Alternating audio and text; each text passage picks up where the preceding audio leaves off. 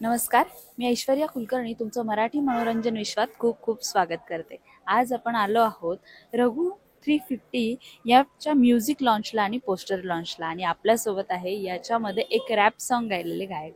कसं वाटतंय तुम्हाला? नमस्कार. भरपूर एक्सायटेड आहे मी ॲक्च्युली. माझे असे बाहेर 1-2 अल्बम सॉन्ग रिलीज झालेले, पण इंडस्ट्रीमध्ये माझं फर्स्ट सॉन्गच आहे. त्याच्यामुळे भरपूर जास्त एक्सायटेड आहे आणि मराठी इंडस्ट्रीमध्ये रॅप सॉंग्स कमी झालेले आहेत तसे. ठीक आहे. तर आपण एक नवीन प्रयत्न केला आहे आणि आय होप की प्रेक्षकांना भरपूर जास्त हे आवडेल, चांगला प्रतिसाद देतील प्रेक्षक, असं अपेक्षा आहे आम्हाला. हे रॅप सॉन्ग तुम्ही स्वतः ॲक्च्युली हे रॅप सॉन्ग मी स्वतः लिहिलं आहे, कंपोज पण केलेलं आहे आणि रॅप पण मीच केलेलं आहे. त्याचं म्युझिक डिरेक्टर पण मीच आहे. या फिल्ममध्ये हे रॅप सॉन्ग गाण्याची किंवा करण्याची संधी कशी चालू झाली? असं झालं की माझं जस्ट एक नुकतंच कॉम्पिटिशन झालेलं इंडियन हिपहॉप चॅम्पियनशिपचं. मी ॲक्च्युली हिपहॉप आर्टिस्ट आहे. त्यानंतर विजय ॲक्टर जे आहेत ते माझे खास मित्र आहेत, लहानपणापासूनचे मित्र. त्यांचं जस्ट मूवी स्टार्ट झालेला आणि त्यांनी मला सांगितलं की आपला एक नवीन मूवी येतोय, तर तुम्ही काय करू शकता का त्याच्यासाठी रॅप सॉन्गमध्ये. आणि ज्यावेळेस त्यांनी मला स्टोरी सांगितली ॲक्च्युली त्याची, ती स्टोरी अशी वाटली मला की रघु 350 जे कॅरेक्टर होते म्हणजे भरपूर जास्त माझ्याशी रिलेटेबल होतं. आणि मी लाईक माझ्याकडे ड्राफ्ट रेडीच होते, तर मी त्याला जस्ट दुसऱ्या दिवशी ऐकवलं आणि त्याने टीमला सांगितलं. टीम बोलली की आम्हाला काही चेंजेस नाही पाहिजेत, जसं आहे तसं गाणं द्या. आणि मग त्याचा प्रवास गाण्याचा सुरू झाला पिक्चर बरोबर, मूवी बरोबर. जेव्हा तुला झालं की आपण लिहिलेलं एक रॅप सॉन्ग फायनल झालंय आणि ते आता एका मूवी मध्ये येणार आहे, तेव्हा तुझे काय त्यावरती प्रतिक्रिया होती? ते असं वाटत होतं, म्हणजे ॲक्च्युली एकदम सडनली झालेलं आहे सगळं.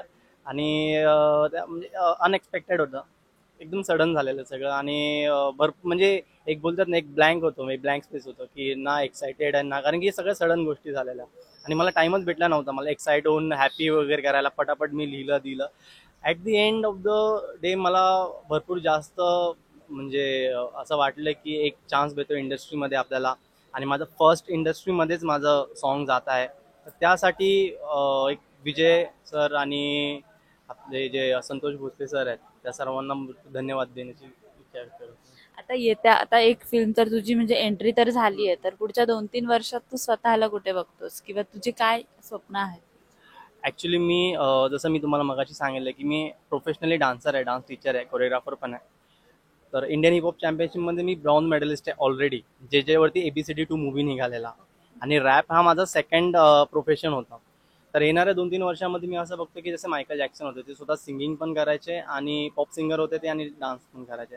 मी एक रॅपर आणि डान्सर ह्या फ्रेममध्ये स्वतःला बघतो येणाऱ्या 2-3 वर्षामध्ये. जसे गणेश हेगडे होते, तर एक स्वतःला मी त्या स्टेजवरती ठेवतो. अपेक्षा करतो की त्या लेवलवरती मी जाईन, इंटरनॅशनल लेवलवरती. आता तू रॅप सॉन्ग तर गायलेलंच आहे, पण प्रेक्षकांना आता म्हणजे आमच्या चॅनलवर तुझ्याकडून ते रॅप सॉन्ग थोडंसं ऐकायचंय, तर अच्छा, ठीक आहे, नक्की नक्की. Lonely line in the house, Raghu 350, चर्चा भन्नाट, बुलेट रंपाट, विषय तिथे खालाची तर रघु 350. शत्रूने केले डाव, किती पाठीवर पडली गाव, किती कट कारस्थान असं चिरले मी राव, किती काळ वैरी माग धावी, वेळ मारी जटादारी, हर हर हर शंभो शिव.